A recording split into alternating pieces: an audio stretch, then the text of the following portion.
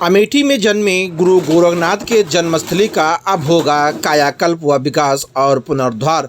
आपको बताते चलें, आज जिसको लेकर मंडलायुक्त गौरव दयाल ने डीएम, सीडीओ व राजस्व टीम, तहसील प्रशासन के साथ जन्मस्थली पर पहुंचकर निरीक्षण किया। वहीं स्थानीय किसानों के साथ साथ लोकल के लोगों से अपील की कि इस मुहिम में जिला प्रशासन का करे सहयोग, क्योंकि जिस तरीके से योगी सरकार बनने के बाद बाबा गोरखनाथ के धाम की बात की जाए तो वो पूरी तरीके से तैयार है, लेकिन अगर उनके जन्मस्थली की बात की जाए तो वो पूरी तरीके से बदहाल था।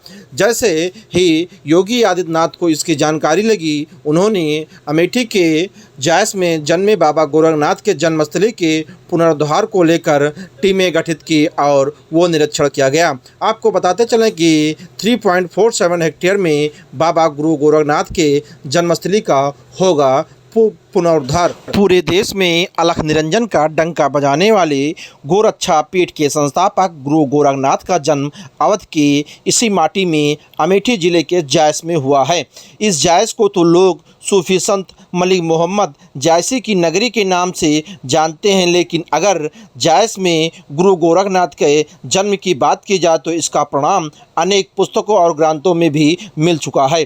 गुरु गोरखनाथ के जायस में होने का प्रमाण गोरखनाथ मंदिर से प्रकाशित महागुरु गोरखनाथ एवं उनकी तपस्थली नामक पुस्तक में ही मिलता है। पुस्तक के अनुसार गुरु गोरखनाथ के जन्म स्थानों में जायस का जिक्र प्रमुखता से किया गया है। गुरु के जन्म को लेकर एक कथा प्रचलित है। यह तो सर्वाधिक है कि गुरु गोरखनाथ का जन्म सामान्य प्रक्रिया में नहीं हुआ था।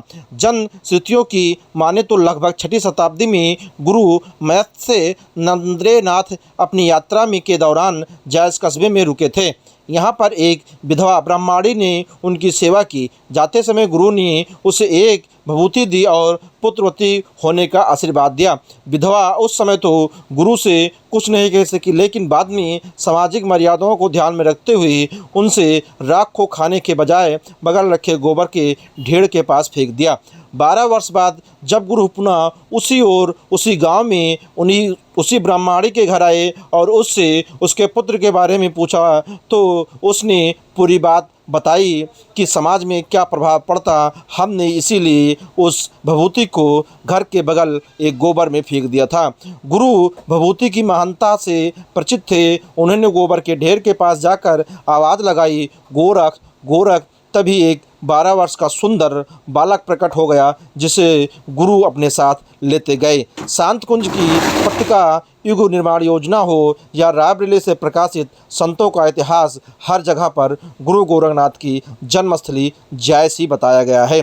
संत साहित्य के प्रूस व गोरखपुर विश्वविद्यालय के हिंदी विभाग के पूर्व अध्यक्ष डॉक्टर भगवती प्रसाद सिंह ने अपनी पुस्तक गोरख दर्शन में मलिक मोहम्मद जायसी को गोरखनाथ प्रशस्त गायक बताया है। जायसी ने अपनी रचनाओं में भी गुरु महिमावाद नाथ संप्रदाय का जिक्र किया है। पद्मावत में उन्होंने सीधे लिखा है, गुरु सेवा जे पंथ दिखावा। इसके अतिरिक्त गुरु गोरखनाथ की कालजाई रचना गोरखबानी में प्रारंभिक अवधि के पुट पाए जाते हैं। ऐतिहासिक महत्व है, उसी थीम को ध्यान में रखते हुए इस पूरे परिसर को इसका पुनरुद्धार होगा और इसका विकास होगा और इसका लाभ यहाँ की पूरी जनता को और जो दूर दूर से जो श्रद्धालु हैं जो यहाँ पर आते रहे हैं उन सबको इसका लाभ होगा, ऐसा हम लोग उम्मीद करते हैं। तो मैं आपसे उम्मीद करूँगा कि जितने भी यहाँ के लोकल लोग हैं सब लोग इस बड़े काम में सहयोग करें जिला प्रशासन का, और ये लगभग 1.5 साल में ये जो विकास का जो प्रोजेक्ट है पूरा कंप्लीट हो गया। सर, मलिक मोहम्मद जायसी के लिए भी कोई ऐसा कुछ है स्कीम सर? हाँ, वो चल रही है, उस पर भी मंथन चल रहा है। और शोध संस्थान सर, हाँ, उस पर भी हो रहा है, उस पर भी एक्टिविटी हो रही है। उसमें जो अभी जो नियंत्रण उसका रायबरेली डीएम साहब के पास है, वो वापस जिलाधिकारी अमेठी के पास आएगा, उसके बाद उसकी गतिविधि आएगी।